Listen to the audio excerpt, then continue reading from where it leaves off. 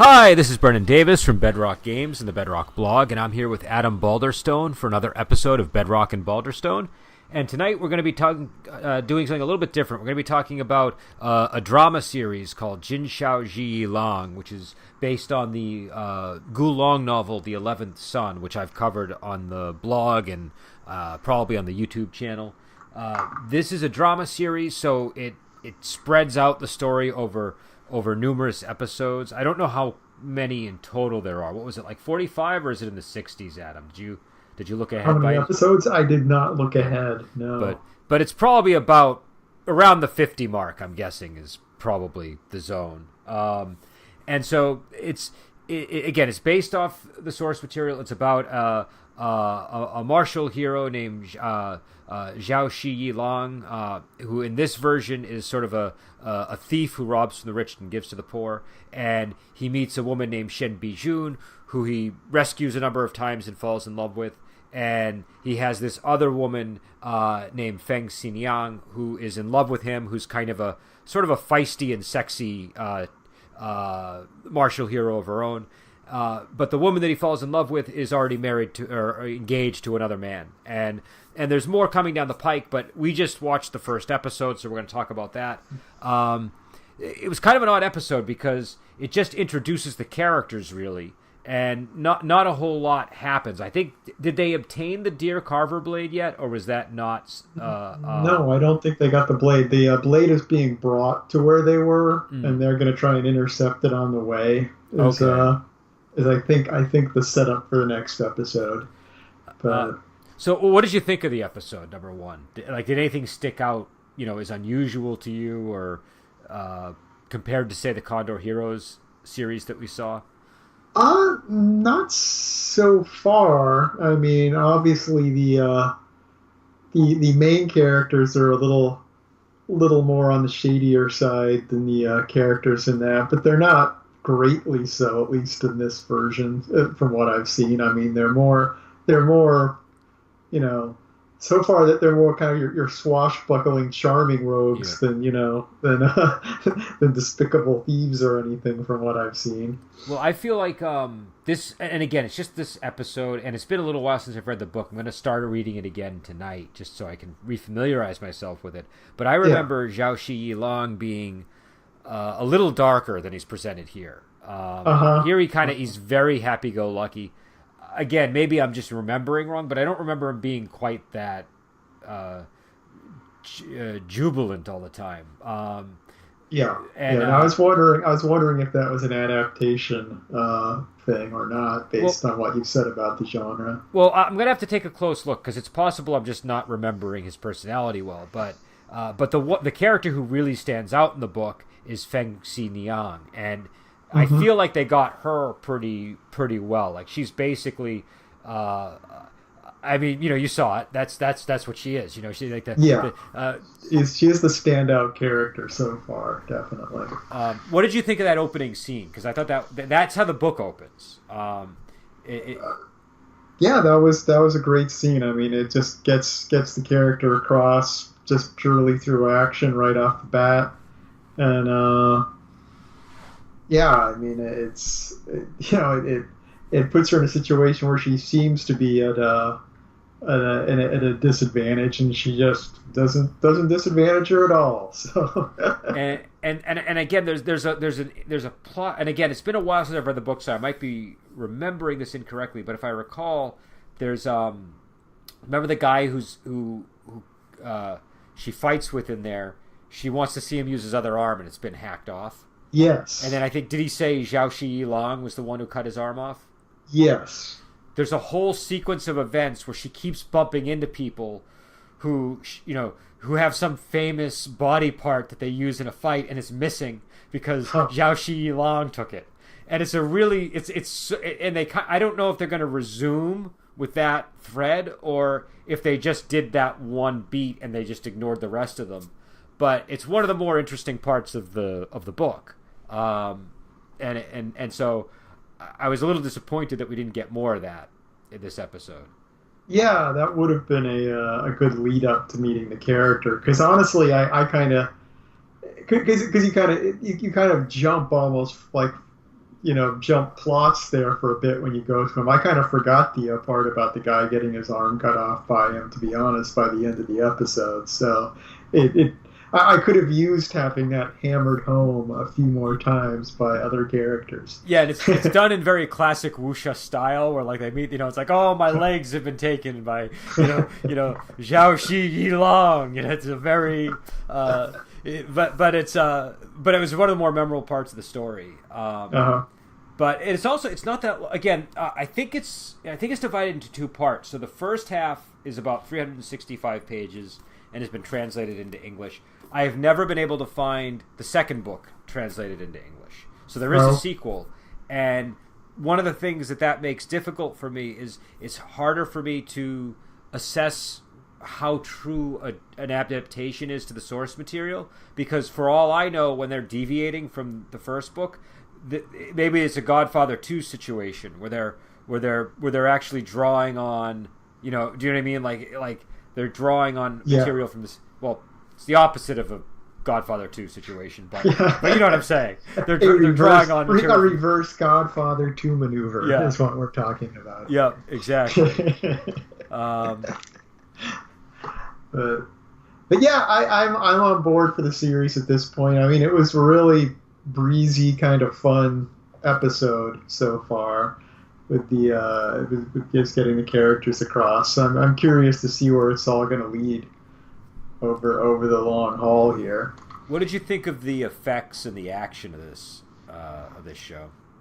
It wasn't bad. I mean, it's got its patches. I mean, it is a TV series, not a movie. And, there were points where, you could see the seams in the effects and so on. There's one point where they do. I think it's a jump down from a roof, or I forget the exact sequence, but it just very much looked like they kind of had these pasted copies of the people that were just sliding down the screen, and it was just like, ooh, that didn't come across well. But they're like paper dolls or something. But it worked on the whole. I was fine with it. I've watched a few Whooshes series now, so I have my expectations kind of calibrated correctly, I think. Yeah, especially with these drama series, they have to kind of spread it out, and it's not like they're doing a Louis Cha novel where the 50 episodes actually make sense, because you can almost approximate it to the chapters. Here, 365 pages is very, very lean material to turn into to 50 episodes. For example, again, I could be misremembering, because again, it's been, I don't know, maybe 2 years since I read the book, but I don't believe he was a Robin Hood type figure. I mean, I think he was definitely, there was thievery involved, I think, with his character, but I don't recall him doing the sort of thing they had him doing in this opening sequence, where it was like, oh, Xiao Shi Yi Long, you fooled us again, and you've stolen the crown. I could be wrong, because I do think there is the scene where they're sort of drinking together and he brings her a gift. I think that happens, but I don't believe that it happens on camera. Do you know what I'm saying? Yeah. And that matters, because they kind of fill it in with stuff that, and again, I could be wrong, but it felt, the tone of the show felt very different from the tone of the book as I remember it. I have to say, it wasn't the tone I was expecting. It was an enjoyable tone, but it didn't feel as gritty and noirish as I was expecting. Yeah, but what I'm going to do is I'm going to start rereading this tonight, and that way I won't just be going by memory, because I'm having I feel like I'm correct, but there's all with anything like this, I could be surprised, and there's a scene in there where he does exactly what he did in the show, and he's just as charming. But I have my doubts that that'll be the case. So I'll start examining that tonight. But yeah, no, this episode, I don't know how I feel about it. I feel like they didn't have enough happen this episode. I feel like I feel a little light on things to say. Usually when we talk about TV shows all the time, and I feel and like this, I enjoyed it, but there wasn't it felt like all set up so far. I Yeah. felt like everything. It was just setting the table this episode, and next episode it seems like okay, things are really going to start moving next episode. All the pieces are in place now. And there was also in this series, it's and again this happens in these shows a lot.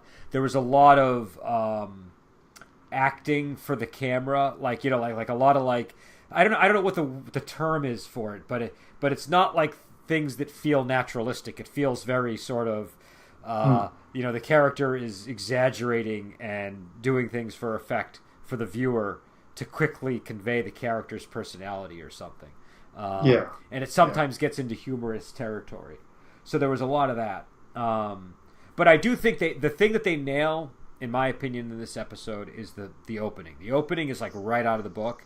And the thing that's striking about the opening sequence of the book, it's kind of a sexy opening for a Whooshes story. Do you know what I mean? It's like this woman in a bath, and all these guys are sort of like leering at her from the and then it turns into this big battle. And she's in the book. I feel like she came across as a little more deadly. Like I think she might have actually blinded somebody. And I think I could be wrong, but I think she actually shed some blood in that scene in the book, and in the episode, I believe she just threatened to blind somebody, right? Or am I mistaken? I think so. I watched it a couple of nights ago, but I don't recall her blinding anybody. But I will say the actress, I think her name is Li Zhao. She was really good. I thought she did a great job with the character. Like she definitely she carried. Yeah, because the only other person who's done that character that I am aware of is the swordsman in the Enchantress version, and that was also quite good. But it's to me, she's a more important character to nail than the Bijun character, the love interest character. I got that impression. I think she. It made a strong impression on me, and I think she'll be fine going forward in the series without a doubt. I agree that Shen Bijun, that character has barely said anything so far, so I don't have a lot of impression there. And so the other character was that was her mother I don't know who that was supposed to be. I was a little bit confused by that. Because that character is talking to Liang Chen B the whole time and arranging for the sword. Now I thought originally, because they talk about in third person about the Shen Bijun and Liang Chen B arranged to be married, and so I thought that the other woman was Shen Bijun for a couple of scenes. Then when Shen Bijun showed up, so it wasn't until late in the episode, I'm like, oh wait a second, that isn't. I thought they were getting married, but no, they were just. So I don't know. I was a little. It gets so the book gets into like the whole elitism of the Wulin is kind of one of the themes of the book, and I don't recall the character that you're thinking of being in the book. I could be wrong, because there are a lot of characters, and I might just be forgetting. But it seemed like the show was trying to make them a more cohesive organization of some kind, maybe under that lady, but. I was a little unclear on what exactly the situation is in the show. In the book, she's engaged to this guy.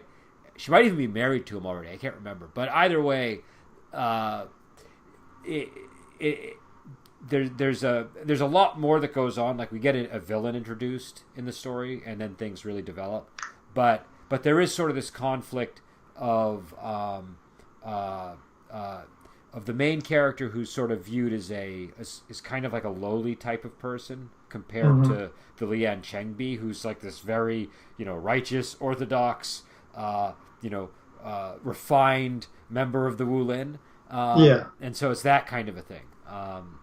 So again, we didn't see a whole lot of Liang Chen B yet, and we haven't had enough interaction between him and Xiao Shi Long to really know how it's going to go in the show, but like you said, I feel like they were just kind of laying down the groundwork. And again, what I'll do is I'm going to reread it tonight, so I'll keep an eye out for that lady. But I honestly don't remember her from the book. Doesn't mean anything. I mean, I could be wrong. My memory's definitely not as good as yours. So I think that what was that? My memory's not the greatest, so that's Yeah, But I think we're both getting to that age where like I feel like I used to remember characters from books like crazy. Like I would remember everything. It was like sticking a tack on the wall. And now it's like throwing a noodle on the wall, and it just I lose it after. What was that? Yeah, it just falls off. Yeah, no, I'm the same way. I used to have. I mean, it's very noticeable to me because I always used to have just a fantastic memory for everything. So it's the fact that I don't have a great memory anymore is a hardship. I don't know how to live my life without a good memory. You have to take good notes. Take very good notes or reread things. I've never had to take notes, and I'm too old to learn. But I have to keep a calendar now. I've never had to keep a calendar. I keep a calendar, and even with the calendar, I get my dates mixed up all the time. If I like for these things, all we do is get online and discuss. If I don't write it down in my calendar, I'd never remember to be on a podcast. It's sad. It's really sad. But this is a really good book. This is one of the when I was I read it back when I was first starting on Ogregate, and it had a huge impact on me. I was like, this is an amazing story, and I got really really into it. And Gulong in general is good, but again it's rare to find the official translations of his stuff like this. So the only thing I will say is I don't know what's going on with this book, and this is kind of unusual, but you know every book, because of how it's printed, sometimes has a different smell that it gives off, like a different odor. This has it's one of those books that's got a really really strong odor, and so I got my first copy and I thought it was defective. I thought it had fallen in something, and so I ordered another copy, and the other copy was exactly exactly the same really profound, eye-watering odor. So it's a good book, but just be aware. I don't know if they use special glue or what, but if your eyes are sensitive, it's definitely going to make reading all that much harder. But it's a very good novel. It's kind of got it's just really quick paced, and the language, the way he describes things, and the way he ruminates about things, which in the show you kind of miss. He'll just have these moments where he'll just say something that's somewhat profound, but it sort of sounds like it's tumbling off of the lips of a drunkard. Do you know what I mean? It's just like that kind of a moment. Yeah. You don't get that in the show that I could see. Maybe they'll have the characters start inserting that kind of dialogue. I don't know. Yeah, it's always a challenge when there's something that's got a very strong narrative voice, and you're like, oh, this is a good adaptation, but I really miss the author's voice in there. Now, what did you think? Because this is your first experience with Viki.com. You probably noticed that at the top of the feed, you could actually see people leaving comments. I shut that down. 30 seconds in, I'm like, oh, no. And people were critiquing the opening theme. I'm like, no, I don't need this. I have to admit, I really enjoy watching the little comments pop, because I feel like I'm in a group of people. It's like there's a community of people watching it. And I honestly, if I was doing a second watch or I wasn't reviewing it, I'd like that. But I was like, oh, I don't want to have the entire internet's comments in my head as I watch this to review it. There was one particularly funny one when when Zhao Shi Long looks over at Shen Bei and it's clear that he's falling in love with her, and I think he comments on her beauty. Somebody commented I feel you, bro, and it was just but it was just the timing. The timing was so perfect where the comment was placed. And that's it's a cool idea. I just didn't want that to be part of my first experience watching the show. That's all. So, no, I understand it, and also sometimes you do get some truly repugnant comments sometimes. I bet. It is the internet, so repugnant comments are just part of it. But again, if nobody's ever watched Viki, when you go onto Viki, they have a special viewer for you to watch it on, and if you sign up, you don't have to watch the commercials. You might have had. Did you have to watch the commercials, Adams, or were you? I have a good blocker, so the commercials never manifest. All right, so I had to pay money to get rid of the commercials, but you've got the technology to fend them off. But they have a feed of comments people could, if you're watching it, you can leave comments. Actually, I used to help with the subs on Viki for some of the shows there. I didn't translate because I don't know Chinese, but they need English editors because a lot of the translators, their second language is English, so they bring in the editors to help sort of smooth out some of the spelling or some of the grammar. And I did it. Yeah, I did it for like 2 shows. It was a lot of fun, but very time consuming. I have to. The subtitles during the opening theme were atrocious. Those were terrible, like really poorly translated. And I was like, I don't know, once the show started, I didn't notice any problem at all. But I just had this bad feeling during the opening because I'm like, oh man, if the whole show is like this, I don't even know if I'm going to be able to follow it because I don't understand what they're saying here in this song. But yeah, the show itself had much better subtitles than the opening theme. Yeah, I thought the subs were fine in this one. The subs, there were a couple of moments where they went by too fast for me, but that was my only real complaint. And otherwise, I had an easy time with them. And I guess the only other thing is obviously this. You might have noticed this though. I guess the 2006 Return of Condor Heroes is almost getting into this territory, but not quite. But you can probably tell, like, in that one, people kind of still look a little bit grimy. Not everybody looks like they're a 10. And in this one, you might have noticed everybody looks like they belong like they're a model on a magazine. Yeah, that's I've been watching the 2017 Legend of Condor Heroes series, and it's got a similar aesthetic to it, where everything. I'm enjoying that. That's actually pretty good. I've got minor quibbles here and there, but I'm finding it a pretty good version.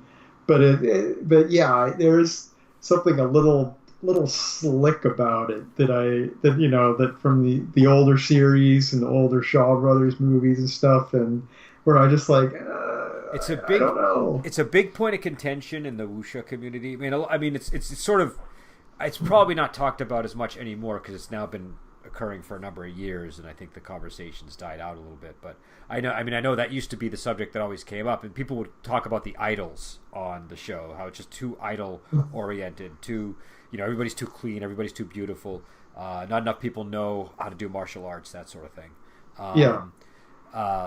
So it's one of these shows that has that look. I don't mind it so much, but like you said, it can kind of take you out a little bit because it's a little bit too glamorous sometimes.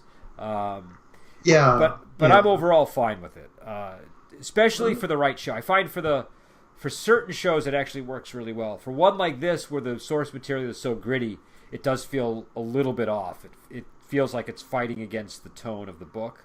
Not that characters aren't meant to be like, beautiful at times, but they're beautiful in the way that people at a strip club might be beautiful. Do you know what I mean? It's like that. It's like it's a different kind of beauty than is on display here. One little touch too that I noticed is in common with both this and the 27 Legend of Condor Heroes. This with the makeup, there's this certain shade of pink lipstick that lots of characters have, both male and female, and it's just this shade that I'm just like, oh, that's no. I didn't notice that, but I think I know what you're talking about. It's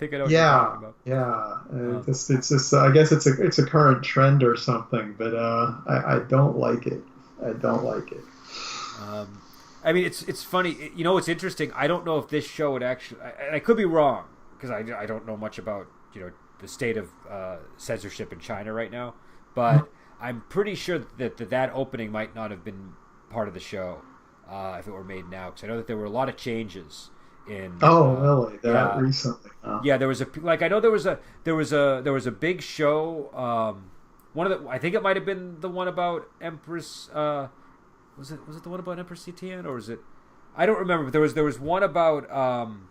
There was some kind of show about like the palace under one of the emperors, the empresses, and there was some controversy because there was too much cleavage, and I think that they actually changed like how much they're allowed to show and stuff as a product of that. that controversy. I can't remember the details. I'll have to try to find it, maybe post a link. But it was like it was actually like on the news and stuff. It wasn't like an obscure thing. Yeah. Well, I mean, even the opening in this series, it's by standards of these series, I thought it was pretty racy, but it was still very, very. I mean, what it was showing was racy, but they were very demure in the way that they went about it. I would say very careful for these kinds of shows. That was a pretty racy opening. It was. Only because I mean, they don't, they normally are pretty reticent, like reluctant to do that kind of thing.